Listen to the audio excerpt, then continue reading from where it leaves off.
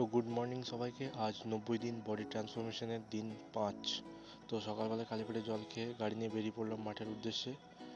তো দেখতেই পাচ্ছ এখনও রাস্তার লাইটগুলো জ্বলছে, এখনও বন্ধ হয়নি। অনেকে মর্নিং ওয়াক করছে। তো মাঠে গিয়ে আমার প্রতিদিনের স্ট্রেচিং সেরে ফেললাম।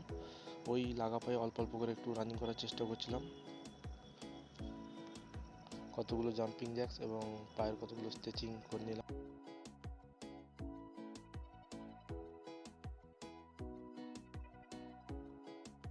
তো প্র্যাকটিসের পর বাড়ি এসে আয়নার সামনে একটু ক্যাদ মেরে এই টিফিন, রুটি আর তরকারি খেয়ে বেরিয়ে পড়লাম কাজে, ধন্যকে নিয়ে।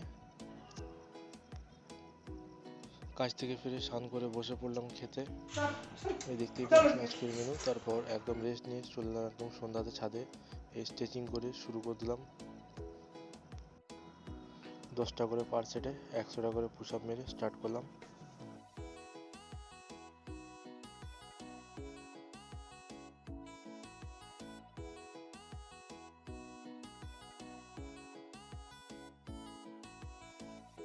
আর লাস্টে কতগুলো স্কোয়াটের চেষ্টাও করছিলাম, মোটামুটি হচ্ছিল।